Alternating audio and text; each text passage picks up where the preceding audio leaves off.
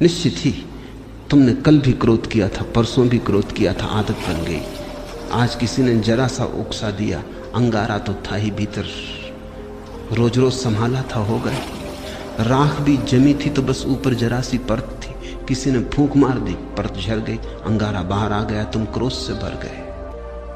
आज तुम क्रोध करोगे, कल के लिए फिर और तैयारी हो गई। ऐसे रोज रोज तुम अभ्यास बनाते जाओगे, संस्कार गहन होता जाएगा, और जितना संस्कार गहन हो जाएगा उतने ही तुम यंत्रवत हो जाओगे। कोई भी तुम्हारी बटन दबा दे तो क्रोध करवा दे, कोई भी तुम्हारी बटन दबा दे तो तुम प्रसन्न हो जाओ, कोई भी झुक के नमस्कार कर ले, तुम्हारी प्रशंसा कर दे तो तुम गदगद, कोई जरा गाली दे दे तो तुम जार जार, तुम यंत्रवत हो जाओगे। और बटने लोगों को पता हो जाती, सबको पता है एक दूसरे की बटने, कहां से दबा दो कि सब ठीक हो जाता है, कहां से दबा दो कि सब गड़बड़ हो जाता है। तुम मशीन हो क्या या मनुष्य हो? मनुष्य होने का इतना ही अर्थ है कि कोई तुम्हारी क्रोध की बटन दबाए चला जाए, लेकिन तुम कहते हो नहीं करना, तो बटन दबती रहती, वो आदमी थक जाता, लेकिन तुम क्रोध नहीं करते। तुम कहते हो मैं अपना मालिक हूं, जब करना चाहूंगा करूंगा, जब न करना चाहूंगा नहीं करूंगा। प्रतिक्रिया और क्रिया में यही फर्क है। प्रतिक्रिया में दूसरा मालिक है, तुम नहीं, और क्रिया में तुम मालिक हो, दूसरा नहीं। और बड़े मजे की बात है, प्रतिक्रिया बांधती है, क्रिया मुक्त करती है। जो अपने कर्म का मालिक है उसके कर्म का कोई संस्कार नहीं बनता, और जो अपने कर्म का मालिक नहीं है, जो प्रतिकर्म करता है, रिएक्ट होता है सिर्फ, उस आदमी के जीवन में बंधन बनते चले जाते हैं, रोज रोज जाल मजबूत होता चला जाता है। आखिर में तुम पाते हो तुम तो बचे ही नहीं, आदतों का एक ढेर, मुर्दा ढेर, जिसमें से जीवन कभी का उड़ चुका। पक्षी तो जा चुका है जीवन का बहुत पहले, कटघरा छूट गया है, पिंजड़ा छूट गया है। जागो इसके पहले कि देर हो जाए, और आदतों से मुक्त होना शुरू करो। मैं तुमसे ये नहीं कह रहा कि बुरी आदतों से मुक्त हो जाओ और भली आदतें बना लो, तुम्हारे महात्मागण तुमसे यही कह रहे हैं। वो तुमसे कहते हैं बुरी आदतें छोड़ो, अच्छी बनाओ। मैं तुमसे कहता हूं आदत छोड़ो। बुरी और अच्छी आदत से कोई फर्क नहीं पड़ता। लोहे का हो पिंजड़ा की सोने का क्या फर्क पड़ता है? एक आदमी को सिगरेट पीने की आदत है, सारी दुनिया बुरी कहती। दूसरे को माला फेरने की आदत है, सारी दुनिया अच्छा कहती। जो सिगरेट पीता है वो अगर न पिए तो मुसीबत मालूम होती, जो माला फेरता अगर न फेरने दो तो मुसीबत मालूम होती। दोनों गुलाम हैं। एक को उठते ही से सिगरेट चाहिए, दूसरे को उठते ही से माला चाहिए। माला वाले को माला न मिले तो माला की तलफ लगती, सिगरेट वाले को सिगरेट न मिले तो सिगरेट की तलफ लगती। ऐसे बुनियाद में बहुत फासला नहीं है। सिगरेट भी एक तरह का माला फेरना है। धुआं भीतर ले गए बाहर ले गए, भीतर ले गए बाहर ले, मन के फिरा रहे हैं बाहर भीतर। धुएं की माला है, जरा सूक्ष्म है। कोई अपना कंकड़ पत्थर की फेर रहा है, जरा स्थूल है। असली सवाल आदत से मुक्त होने का है। मैं ये नहीं कह रहा हूं कि माला मत फेरो, मैं ये भी नहीं कह रहा हूं कि सिगरेट पियो। मैं ये कह रहा हूं कि तुम मालिक रहो। कोई आदत ऐसी ना हो जाए कि मालिक बन जाए। कोई आदत, मंदिर जाने की आदत भी मालिक ना हो जाए, ध्यान करने की आदत भी मालिक ना हो जाए। मालिक तुम ही रहो। मालकियत बचा के आदत का उपयोग कर लेना, यही साधना है। मालकियत खो दी और आदत सवार हो गई तो तुम यंत्रवत हो गए, तब तुम्हारा जीवन मूर्छित है। ऐसे लोग हैं जो मेरे पास आके कहते हैं कि अगर पूजा ना करें रोज तो बेचैनी लगती। वो सोचते हैं कि बड़ा धार्मिक बड़ी धार्मिक घटना घट गई उनके जीवन। मैं उनसे पूछता हूं पूजा करने से कुछ आनंद मिलता है? वो कहते हैं आनंद तो कुछ नहीं मिलता, लेकिन ना करें तो बेचैनी लगती। यही तो सिगरेट पीने वाला कहता है। वो कहता है कि उससे पूछो कुछ आनंद मिलता? वो कहता है आनंद क्या रखा है, आनंद तो कुछ नहीं मिलता, कभी कभी खांसी जरूर आती, आनंद तो कुछ भी नहीं मिलता। लेकिन ना पियो तो बेचैनी मालूम होती। इसे तुम थोड़ा सोचो। इसी को मैं यंत्र हो जाना कहता हूं कि जिससे कुछ भी नहीं मिलता है, उससे भी न करने पर बेचैनी मालूम होती। उपलब्ध कुछ भी नहीं होता है, पाने को कुछ भी नहीं है, लेकिन छोड़ने में मुसीबत, क्योंकि आदत ने पकड़ा है। अब आदत इतना ही कर सकती है, करो तो कुछ ना मिले, ना करो तो कुछ खोता मालूम पड़े। अब ये बड़े मजे की बात है, जिस चीज को करने से कुछ नहीं मिलता उसको ना करने से खोएगा कैसे? कुछ खोता नहीं, सिर्फ पुरानी आदत, पुरानी लकीरों पर न चलने से अड़चन मालूम होती है। मैं एक बहुत बड़े वकील को जानता था। उनकी आदत थी कि जब भी वो अदालत में खड़े होते, पैरवी करते, बड़े वकील थे, अंतर्राष्ट्रीय ख्याति के थे, और लंदन और पेकिंग और दिल्ली 3 जगह उनके दफ्तर थे। तो उनकी आदत थी कि वो अपने कोट का बटन घुमाने लगते थे जब अटक जाते। सभी की होती, कोई अपना सिर खुजलाने लगता है, कोई कुछ करने लगता है। उस आदत का भी वैसा ही उपयोग है जैसे बटन दबाने का। तो अगर जब भी उनके विचार उलझ जाते या कोई उत्तर न सूझता तो वो कोट का बटन घुमाने लगते। घुमाने से कुछ मिलता था ये तो पक्का पता नहीं, क्योंकि कोट का बटन घुमाने से क्या मिलेगा। और जिसकी बुद्धि उलझी हुई हो, समझ में ना आ रहा हो, वो कोई कोट के बटन घुमाने से कुछ बात समझ में आ जाएगी। लेकिन विरोधियों को ये बात दिखाई पड़ गई, तो वो जब भी उलझ जाते हैं तो बटन घुमाते। एक बड़ा मुकदमा था, एक बड़ी स्टेट का मुकदमा था प्रिवी काउंसिल में, लाखों का मामला था। तो विरोधी वकील ने उनके सोफर को मिला लिया, कुछ पैसे दिए और कहा कि तू इतना करना, उनके कोट के ऊपर का बटन तोड़ देना। तो वो जब अदालत में अपना कोट लेके हाथ में रख के आए तो वो बटन नदारद था। तो उस वक्त उन्होंने देखा भी नहीं, कोट डाल दिया।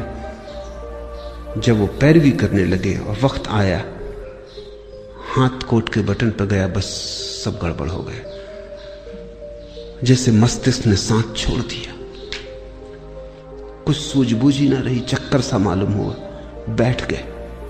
पहला मुकदमा हारे वो मुझसे कहते थे कि उस बटन से मुझे मिला तो कभी कुछ नहीं, लेकिन गंवाया मैंने बहुत।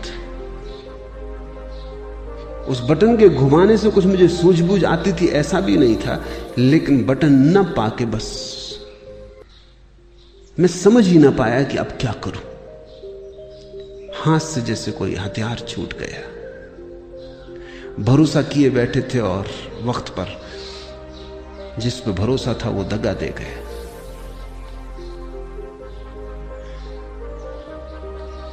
जिनको तुम आदतें कहते हो, बुरी हो या भली, इससे कोई भेद नहीं पड़ता। सब आदतें मालिक हो जाएं तो बुरी हैं, तुम मालिक रहो तो कोई आदत बुरी नहीं। गुलामी बुरी है, मालकियत भली है। मेरी परिभाषा यही है। संस्कार बन रहे हैं प्रतिपल, आदतें निर्मित हो रही, तुम जरा दूर खड़े रहो, तुम अपनी मालकियत मत खो। निश्चित जीवन में आदतों की जरूरत है, अगर आदतें न हो तो जीवन बहुत कठिन हो जाएगा। आदतें जीवन को सुगम बनाती। तुम टाइपिंग सीखते हो या कार चलाना सीखते हो, अगर आदत न बने और रोज रोज फिर वहीं खड़े हो जाओ जहां पहले दिन खड़े हुए थे, फिर देखने लगो कि अब टाइप करने का फिर मौका आया, फिर सीखो, या कार चलाने का फिर नौबत आ गई, अब फिर से सीखो, तो जिंदगी बहुत असंभव हो जाए। तुम कार चलाना एक बार सीख लेते हो, आदत बन गई, फिर हाथ ही काम किए चले जाते हैं, फिर तुम्हें ध्यान भी देने की जरूरत नहीं होती। ठीक ठीक ड्राइवर गीत भी गुनगुना लेता है, बात भी कर लेता है, रेडियो भी सुन लेता है, और कुछ तो ड्राइवर ऐसे हैं कि झपकी भी ले लेते और गाड़ी चलती रहती। जीवन में आदत की जरूरत है, बस ध्यान इतना ही रखना जरूरी है कि आदत मालिक ना हो जाए। मालिक तुम बने रहो तो संसार में कुछ भी बुरा नहीं, स्वामित्व तुम्हारा हो तो संसार में सभी कुछ अच्छा है। स्वामित्व खो जाए, तुम गुलाम हो जाओ, तो वो गुलामी चाहे कितनी ही कीमती हो खतरनाक है। हीरे जवाहरात लगे हों सींखों पर, जंजीरों पर, तो भी उनको आभूषण मत समझ लेना, वो खतरनाक है, वो महंगा सौदा है। अपने को गंवा के इस जगत में कमाने जैसा कुछ भी नहीं। हाँ, अपने को बचा के जितना खेल खेलना हो खेल ले सकते हो। जब परमात्मा ही लीला कर रहा है तो तुम क्यों परेशान हो? लेकिन परमात्मा मालिक है, और जब तुम भी अपनी आत्माओं और संस्कारों के मालिक हो जाओगे तो तुम भी अपने छोटे से संसार में परमात्मा हो जाते हो। बुद्ध ने इसी को होश कहा है कि सब करना लेकिन होश पूर्वक करना। कदम भी उठाना तो होश पूर्वक उठाना, उठना बैठना लेटना होश पूर्वक। कोई भी चीज बेहोशी में मत करना। अगर तुम होश को साधते रहो तो आदत तो बनती रहेगी, आदत का तुम उपयोग करते रहोगे, लेकिन आदत के पीछे होश की धारा भी बह रही है। चैतन्य का दिया भी जल रहा है, वो भी निर्मित हो रहा है, उसकी भी सघनता बढ़ रही है, उसका भी प्रकाश गहन होता जा रहा है। जीवन में सिर्फ आदतें ही आदतें रह जाएं तो आत्मा खो जाती है। आदतों के पीछे तुम भी रहो अलग पृथक, और इतनी तुम में मालकियत हो कि किसी आदत को अगर तुम छोड़ना चाहो तो इसी क्षण छोड़ दो, लौट के दोबारा सोचने की जरूरत भी ना पड़े। मैंने सुना है जब पहली दफा उत्तर ध्रुव पर यात्री पहुंचे तो वो एक बड़ी मुसीबत में पड़े। 3 महीने का भोजन था, वो चुक गया, और कोई 15-20 दिन उन्हें भूखे उपवास में गुजारने पड़े। कभी मछली पकड़ लेते तो ठीक, कभी ना पकड़ पाते तो मुश्किल। जहाज उलझ गया, बर्फ में फंस गए। लेकिन उन यात्रियों का जो कैप्टन था, उसको सबसे ज्यादा जो मुसीबत आई वो भोजन की नहीं थी। लोग बिना भोजन के रहने को तैयार थे। यात्रियों का दल, सिगरेट की सबसे ज्यादा मुसीबत खड़ी हुई। सिगरेट खत्म हो गई तो लोगों ने जहाज की रस्सियां काट काट के पीना शुरू कर दी। कैप्टन घबराया, उसने कहा अगर 20 दिन ये सिलसिला रहा तो फिर हम कभी वापस ना पहुंच पाएंगे। तुम रस्सियां ही काटे डाल रहे तो ये जहाज आगे कैसे बढ़ेगा, ये पाल गिर जाएंगे। मगर लोग इतने दीवाने सिगरेट पीने के लिए कि कैप्टन करे भी क्या। एक आदमी, बाकी सब सिगरेट पीने वाले, उनका करो भी क्या। वो रात को चोरी से काट लें, इधर उधर से काट लें। जब ये जहाज लौट के किसी तरह आया और इसकी अखबारों में खबर छपी तो एक आदमी ने अमेरिका में ये अखबार पढ़ते वक्त अपनी सिगरेट भी पी रहा था, अखबार भी पढ़ रहा था। उससे अचानक ये बात अजीब सी लगी कि लोग गंदी रस्सियां काट काट के पी गए। वो भी चेन स्मोकर था। उसने सोचा, हाथ में सिगरेट थी, उसने सोचा कि क्या यही गति मेरी होती है अगर मैं भी उनके साथ होता, क्या मैं भी रस्सियां काट के पी जाता। एक क्षण उसे ख्याल आया, उसने सिगरेट एस्ट्रे पर रख दी और उसने कहा अब इसको तभी उठाऊंगा जब मेरी ऐसी दशा आ जाए कि मुझे लगे अब मैं गंदी रस्सियां भी पी सकता हूं, नहीं तो नहीं उठाऊंगा। 20 साल बीत गए, वो सिगरेट अपनी टेबल पर ही रखे रहा।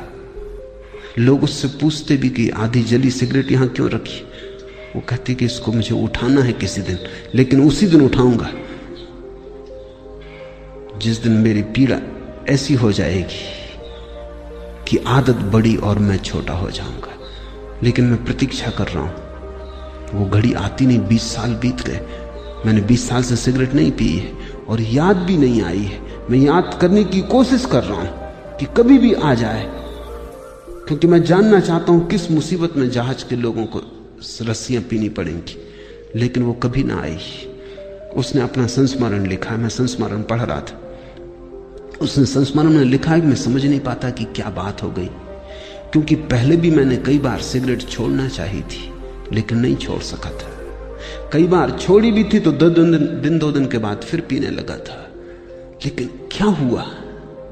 अब तो मैं छोड़ा भी नहीं था, सिर्फ प्रतीक्षा कर रहा हूं कि जब भी आदत पकड़ लेगी और झकझोर डालेगी तो पीऊंगा। लेकिन मैं सिर्फ ये जानना चाहता हूं कि मैं भी उस जहाज में अगर होता तो क्या मैंने रस्सियां पी होती? 20 साल से आदत आई नहीं, मेरी समझ में नहीं आता कि हुआ क्या। उसकी समझ में नहीं आ रहा क्योंकि उसे ध्यान का कुछ पता नहीं, होश का कुछ पता नहीं। इसने छोड़ी नहीं है सिगरेट, छूट गई होश के कारण, क्योंकि वो एक ही होश साधे हुए है कि जब इतने जोर से तलफ पकड़ेगी कि मैं रस्सियां पी लेता तभी पीऊंगा। लेकिन उस होश के कारण तलफ नहीं पकड़ती। होश हो तो तलफ पकड़ती ही नहीं।